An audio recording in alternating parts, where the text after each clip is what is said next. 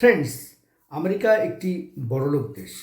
সবাই চায় আমেরিকায় তাদের প্রোডাক্ট সেল করতে। এবং ইউএসএতে এখনকার দিনে সবচেয়ে যেটা জনপ্রিয় জিনিস সেটা হচ্ছে ড্রাগ। ঠিকই ধরেছেন। এই অবস্থার সুযোগ নিতে আমেরিকার প্রতিবেশী দেশগুলো, কলম্বিয়া, মেক্সিকো, তারা সেখানে ড্রাগ কার্টেল তৈরি হয়েছে। তেমনই একটি ড্রাগ কার্টেল হেড সিজিএনজির এল মাঞ্চোকে গতকাল হত্যা করেছে। আমেরিকা এবং মেক্সিকোর জয়েন্ট ফোর্স মিলে এল মাঞ্চোকে তারা হত্যা করেছে।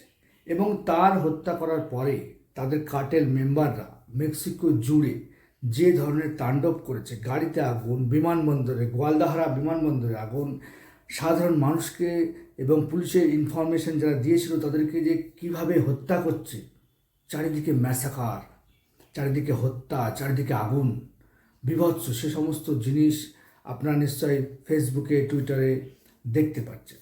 তো আজকের এই ভিডিওতে আমি ডিসকাস করব কে এই এল মাঞ্চো, সে কোথার থেকে উঠে এসছে, কিভাবে জয়েন্ট অপারেশন করে এত বড় একটা ড্রাগ কার্টেলের, সবচেয়ে পৃথিবীর ইতিহাসে এরকম brutal ruthless drug cartel head El মাঞ্চোকে আমেরিকা এবং মেক্সিকো হত্যা করলো, তার টোটাল কাহিনীটা আজকে আমি জানব, আপনাদেরকে জানাবো। দেখো, এই যে ড্রাগের বিজনেসটা মেক্সিকো এবং কলম্বিয়াতে হয়, এটা কিন্তু দু একদিনে তৈরি হয়নি। 1980-র দশক থেকে তোমাদের মনে থাকবে সবচেয়ে বড় ড্রাগ লর্ডের নাম ছিল পাবলো এসকোবার। নেটফ্লিক্সে সবচেয়ে জনপ্রিয় সিরিজ নার্কোস যারা দেখেছো তারা জানতে পারবে।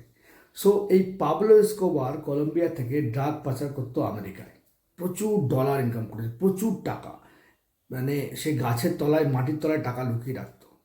এবং এ ছিল রবিনহুড স্টাইলে, অর্থাৎ টাকা ইনকাম করতো, ড্রাগ পাচার করতো এবং গরিব মানুষদেরকে টাকা বিলিয়ে দিত।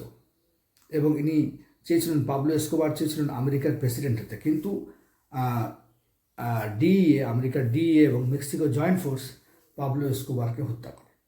পাবলো এসকোবারের পরে আরেকটি কার্টেল আসে, তার নাম হচ্ছে ক্যালি কার্টেল।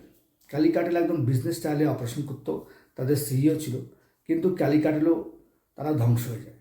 ক্যালি কার্টেলের পরে যে কার্টেলটা আসে তার নাম হচ্ছে গোয়ালদাহারা কার্টেল, ফেলিক্স গোয়ালদো।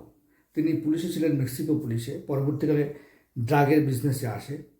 তার চলে যাওয়ার পরে সিনালোয়া কার্টেল আসে এবং সিনালোয়া কার্টেলের যিনি হেড ছিলেন এল চাপো, তিনিও প্রচুর জেল ভেঙে পালিয়ে গিয়েছেন, বিভিন্ন অপরাধ করেছেন, ড্রাগ পাচার করেছেন। এই সিনালোয়া কার্টেলের পরে মেক্সিকোতে সবচেয়ে যে বড় কার্টেল তৈরি হয় তার নাম সিজিএনজি কার্টেল, যার হেড কিন্তু এই এল মাঞ্চো। তো এল মাঞ্চো কে ছিল? এল মাঞ্চো ছিল একটা গ্রামের কৃষক পরিবারের ছেলে, অ্যাভোকাডো চাষ করতো। তো সেই এল মাঞ্চো সেখান থেকে আমেরিকার ক্যালিফোর্নিয়া আসে, সেখানে প্রথমে ড্রাগের ব্যবসা শুরু করে। তার আমেরিকাতে 3 বছর জেলও হয়। তারপরে সে ক্যালিফোর্নিয়া থেকে চলে আসে মেক্সিকো, সেখানে মেক্সিকো পুলিশের ইন্সপেক্টর অবধি হয়। এবং ইন্সপেক্টর হওয়ার পরে সে পুলিশ কীভাবে অপারেশন করে, কীভাবে নেটওয়ার্ক তৈরি করে, পুলিশ কোথা থেকে ইনফরমেশন পায়, সমস্ত একদম A to Z সে কিন্তু পুলিশের খোল নলচে সব শিখে নেয়, নিয়ে ড্রাগের ব্যবসায় চলে আসে। তো এখন প্রশ্ন হলো যে অন্যান্য যারা ড্রাগ কার্টেল ছিল, Pablo Escobar, Guadalajara cartel, Sinaloa cartel, El চাপোর কার্টেলের থেকে সিজিএনজি কার্টেল কেন এত ডিফারেন্স, কেন তার হেডকে মারতে হলো? তার কারণ হচ্ছে প্রত্যেকটা কার্টেলের হান্সম্যান থাকে, কিন্তু সিজিএনজি যে কার্টেল তাদের যে হান্সম্যান একদম পুরো, মানে যারা গুন্ডা, যাদেরকে এরা রেখে দেয় মানুষকে হত্যা করার জন্য, বিরোধীদের হত্যা করার জন্য, অন্য কার্টেলের লোকদেরকে মারার জন্য, তারা একদম পুরো মনে হবে, তাদের ড্রেসপত্র থেকে মনে হবে তারা হচ্ছে আমেরিকান নেভি সিলের লোক। এদের কাছে আর্মার্ড ভেহিকেল আছে, রকেট লঞ্চার আছে, ওয়েপনাইজড ড্রোন আছে। এরা ছোটোখাটো দেশের মিলিটারির থেকেও বেশি এদের যে পাওয়ার, ওই জন্য মেক্সিকো গভর্নমেন্ট এদেরকে নাড়তে চায় না, কারণ এরা এত খতরনাক যখন তখন মানুষের জীবন নরকে পরিণত করে দিতে পারে।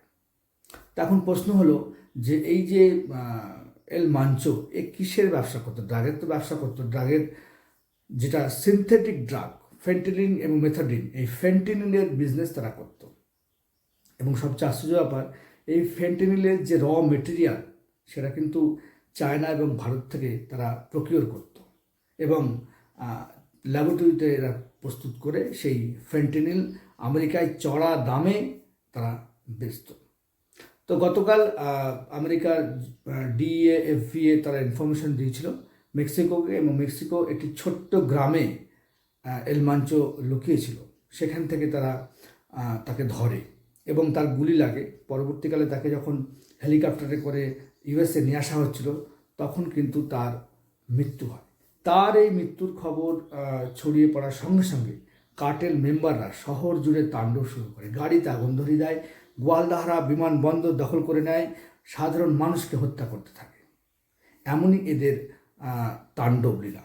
এবং আপনারা প্রশ্ন করবেন কেন ইউএসের মতো ফোর্স, মেক্সিকোর মতো ফোর্স এই ড্রাগের ব্যবসাটা বন্ধ করতে পারছে না কেন?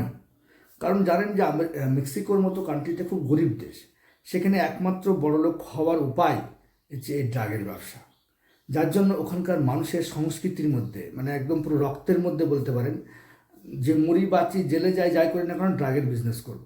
মানে আত্মীয় স্বজন থেকে আরম্ভ করে প্রত্যেকটা এখানকার যুব সমাজ সবাই কিন্তু এই ড্রাগের ব্যবসার সঙ্গে জড়িয়ে। ড্রাগের ব্যবসা থেকে যে সমস্ত টাকা তারা রোজগার করে তারা একদম ল্যাভিশ লাইফস্টাইল, মানে ল্যাম্বোর্গিনি গাড়ি, তারপরে রয়েলস রয়েস গাড়ি, আলিশান বাংলো, মানে রেস্টুরেন্টে খাওয়া দাওয়া থেকে শুরু করে সারা বিদেশ ভ্রমণ সমস্ত কিছু কিন্তু এই ড্রাগের টাকায় করে। যার ফলে এই ড্রাগ বিজনেস থেকে তারা কিন্তু যতই পুলিশ হত্যা করুক মারুক অন্য ব্যবসায় তারা কনভার্ট হতে পারে না, অন্য ব্যবসা তারা জানে না, অর্থাৎ একদম পুরো কালচারের মধ্যে মেক্সিকো চলে গেছে। ওই জন্য এই ড্রাগ কার্টেলের হেডকে যতই মারা হোক না কেন এই বিজনেসটাকে পুরোপুরি বন্ধ করা অসম্ভব। এবং আমেরিকায় যে ড্রাগের যে ডিমান্ডটা সেটাও কিন্তু হাই, অর্থাৎ যখনই কোনো জিনিসের ডিমান্ড থাকবে হাই তখনই কিন্তু সেটা ইল্লিগালভাবে পাচার হবে, তার বিজনেস হবে। অর্থাৎ এল মাঞ্চোর মতো কার্টেল হেডকে মারলেই কিন্তু ড্রাগের ব্যবসাটা বন্ধ হয়ে যাবে না। এর জন্য দীর্ঘদিনের স্ট্র্যাটেজি দরকার। সো আপনারা আমার ভিডিওতে কমেন্ট করতে পারেন যে এই এল মাঞ্চো মারা যাওয়ার পরে কি মেক্সিকোতে ড্রাগের ব্যবসা বন্ধ হয়ে যাবে? আমেরিকা কি পারবে এই ড্রাগের ব্যবসাটাকে পুরোপুরি বন্ধ করতে? এখানকার যুব সমাজ কি সত্যিকারে আবার ভালো হয়ে যাবে, যারা ড্রাগের নেশা ছেড়ে দিয়ে নতুন পথে তারা হাঁটবে?